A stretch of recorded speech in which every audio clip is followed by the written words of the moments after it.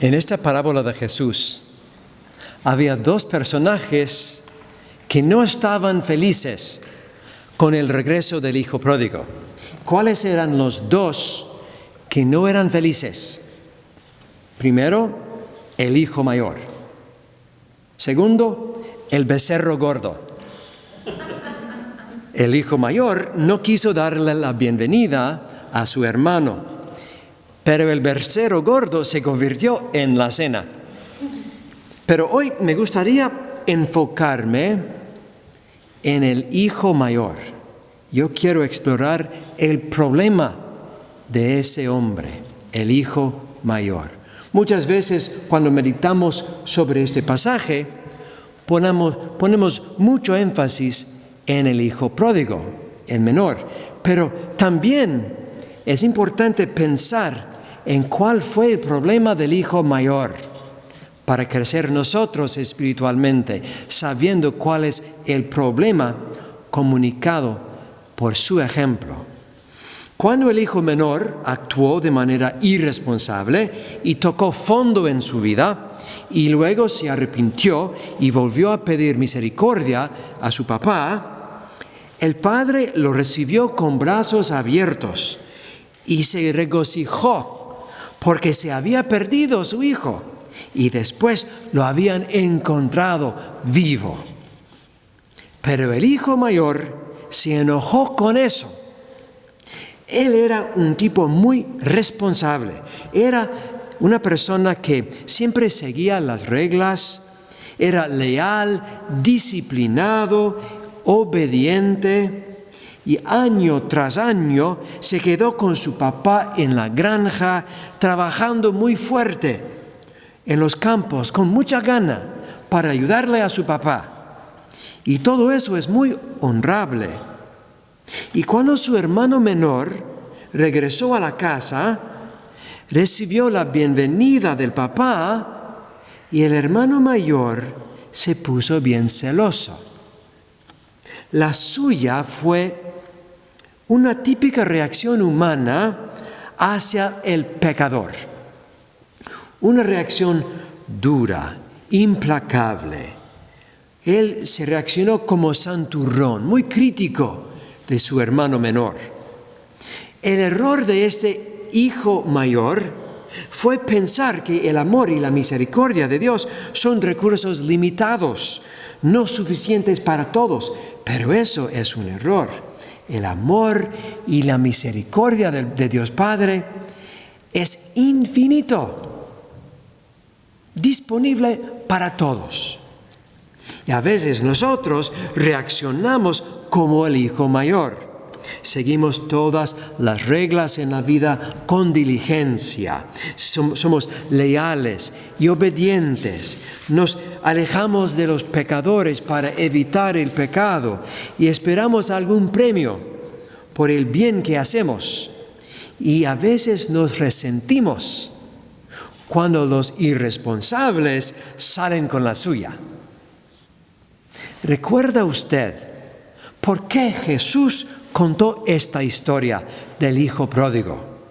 Era porque los escribas y los fariseos se quejaban del hecho de que Jesús acogía a los pecadores y hasta comía con ellos. Por eso se enojaban. Y Jesús estaba tratando de hacerles ver que su perspectiva necesitaba cambiar. ¿Y qué hay de nosotros? Y nuestra perspectiva.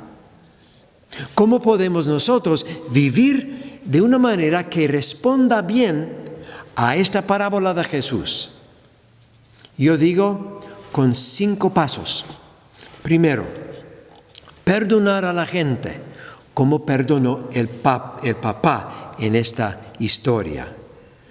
Lo que pasa con nosotros es que nuestra postura implacable está bloqueando la acción de la gracia de Dios en nuestros corazones. Cuando nosotros negamos perdonar al otro, debemos asumir la actitud compasiva del Padre, como dice en San Lucas 6, versículo 26. Sean misericordiosos como su Padre es misericordioso. Hay que dejar que nuestra personalidad sea un cálido refugio para que otros regresen a la casa, abrazándolos con amor y perdón. Segundo, otro paso que podemos tomar es pedir perdón, como el hijo menor. Podemos pedir perdón de otros y también de Dios. Primero podemos pensar en los demás. ¿Y a quién debo pedir perdón? A lo mejor hay alguien en su vida de quien usted necesita pedir perdón. Ya es tiempo. O a Dios. Cristo nos ha dado el sacramento de la penitencia, que llamamos la confesión, para darnos la gracia y la sanación espiritual. Y especialmente este tiempo de Cuaresma es ocasión muy importante para celebrar ese sacramento del perdón de Dios. Otro paso que podemos tomar para responder a esta parábola es no enojarnos cuando parece que Dios ha sido muy generoso con alguien más.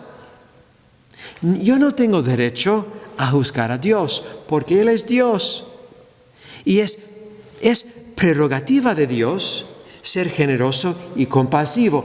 Hasta es su propia natura ser compasivo. Yo no puedo cambiar eso en la mera natura de Dios. Un cuarto paso es hacer esfuerzos para construir puentes y no construir paredes. Por ejemplo, en las familias a veces hay ocasiones que requieren el perdón. Entonces, en su familia usted puede pensar si hay alguien en la familia que usted debe perdonar. Usted puede tomar el primer paso buscando perdón en la familia. Y también en la sociedad. Nosotros podemos trabajar por la reconciliación. Por ejemplo, la reconciliación racial, cuando hay división racial entre la gente. O por ejemplo, si hay divisiones de clases o otras divisiones. Nosotros podemos ser instrumentos de reconciliación en la mera sociedad. También otro paso que puede tomar muchos de ustedes es visitar a los cárceles y ayudar en la rehabilitación de los encarcelados. Hay muchos cárceles en esta diócesis que necesitan más visitas. Un quinto paso que podemos tomar en respuesta a esta parábola de Jesús es examinar cómo vivimos como iglesia y como parroquia local. Nosotros en la iglesia no somos un gueto de perfección pristina, aislado de las manchas de este mundo sucio. Más bien, como dice San Pablo en la segunda lectura de hoy, en 2 de Corintios capítulo 5, nosotros en la iglesia somos embajadores de Cristo en el ministerio de la reconciliación. El ministerio de la reconciliación no es solamente de los sacerdotes en la confesión, sino es ministerio de todos, el ministerio de la reconciliación. Entonces eso significa que la parroquia debe ser una comunidad de compasión para invitar a los pecadores y acompañarles en su camino de fe e invitarlos a una conversión continua. Jesús nos enseña que la respuesta apropiada a los pecados de nuestro prójimo no es ser distante, resentido o santurrón. Más bien somos llamados a hablar la verdad con amor y debemos responsabilizar a las personas y defender lo que es correcto. Y también debemos estar siempre listos para dar la bienvenida al pecador, para que vuelva a la casa. Y así nos alegramos en su conversión. En las palabras de San Pablo de la segunda lectura de hoy, el que vive según Cristo es una criatura nueva. Para él todo lo viejo ha pasado y todo es nuevo.